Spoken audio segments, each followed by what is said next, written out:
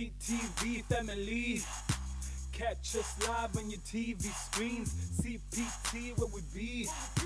4 p.m. till 5 every week. Ekse, Ekse, Ekse, Ekse, Ekse, Ekse, Ekse, Ekse live. CTV family.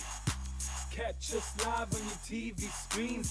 CPT where we be.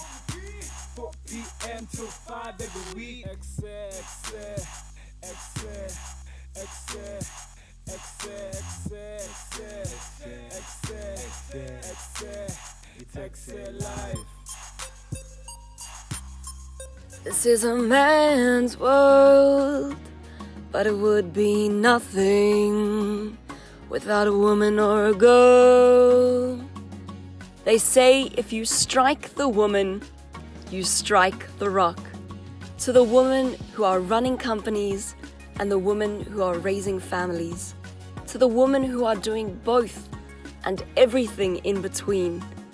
This August, we are so grateful for the women in our past who fought to make sure that they built a path for us to be where we are right now.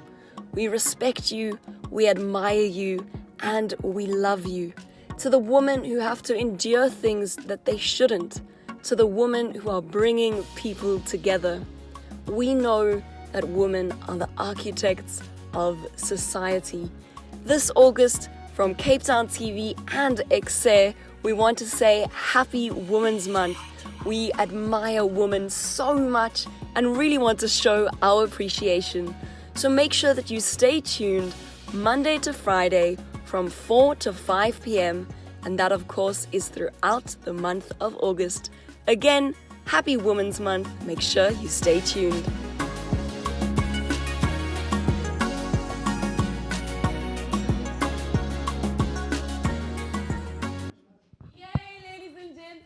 Thursday, and most importantly, happy Women's Day to all the beautiful women that are in this country.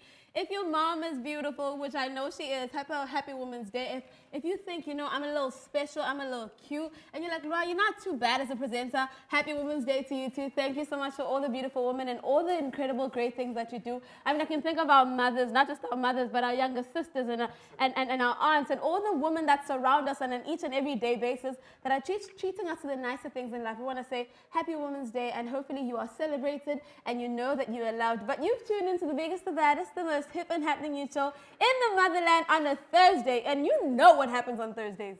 Absolutely. It's hashtag Talk Thursdays right here on Ekse. Be sure to become part of the conversation on Twitter, Facebook, and of course on Instagram. We are Ekse_live on Instagram, and of course on Twitter, Ekse Live on Facebook. Be sure to send us the voice notes, Paco 07465000202.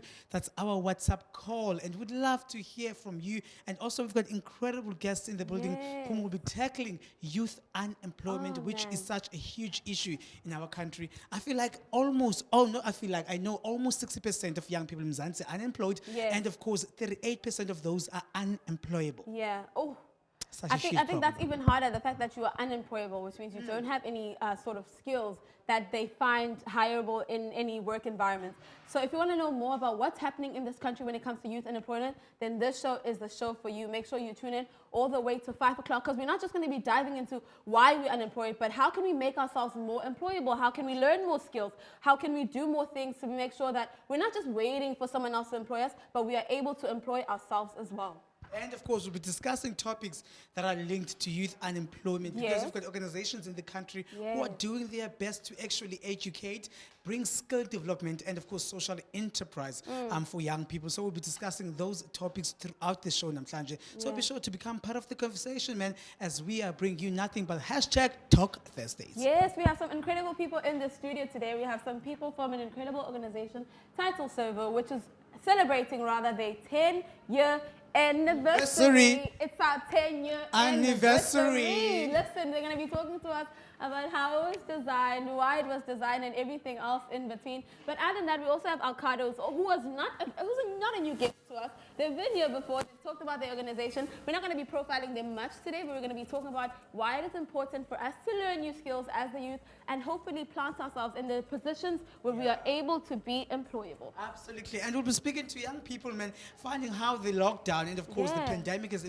affected their studies and, of course, imisebenzi yabo. They'll be sharing their experiences with us. So that's why we've asked you, Rome, if you're a young person, please be sure to keep interacting with us and let us know how you are coping with this pandemic in terms of online learning and, of course, working from home. And I think it's about time we get to meet our guests for today's show. Yes, guys, welcome to the studio, and thank you so much for joining us. I'm going to need you guys to use those mics, otherwise we can't hear y'all. Thank you for having us. Sound a little bit excited, I want to find out, first things first, when we speak of young youth unemployment, there are a lot of young viewers out there. They might not know what youth unemployment is. So if you were to define it in a sentence, what is youth unemployment? I think youth unemployment is all about if you're not employable. It's not about you not having the skills, not know what to do and how to do it. I think that's the misconception about that, because if you don't know what to do, how can you get to that point? And I think that's the main focus we have on our youth, because if you don't know what to do, how can I do it? Mentioning that youth unemployment is not about those who are not employable. I mean, like, we've got millions of graduates in this country who have masters, postgraduate degrees, PhDs, but they are still unemployed. What do you think can be done as a country to actually learn from those countries who have less unemployment rate when it comes to young people? What can be done? Anyone? Please do answer it.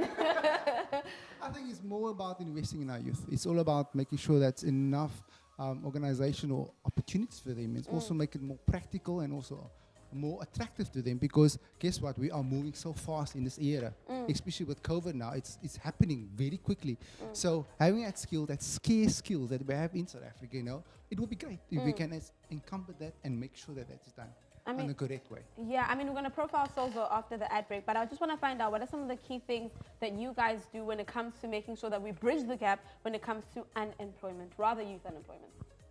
I must answer the question. Come on now. Come on. They're leaving you on the end.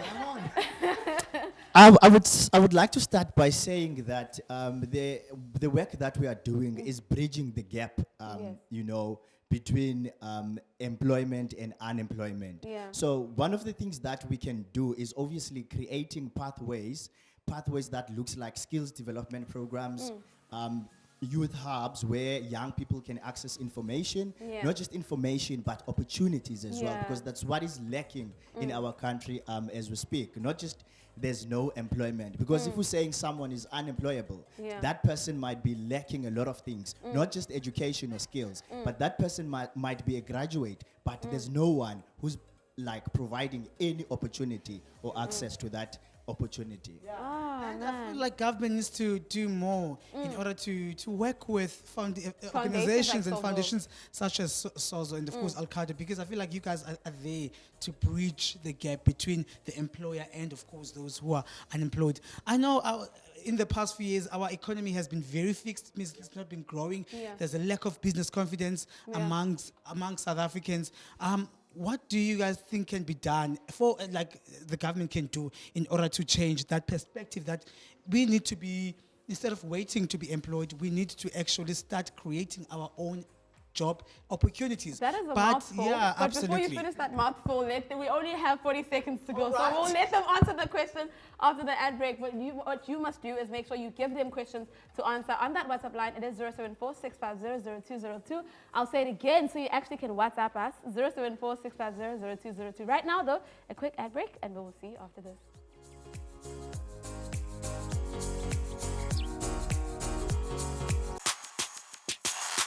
CTV family.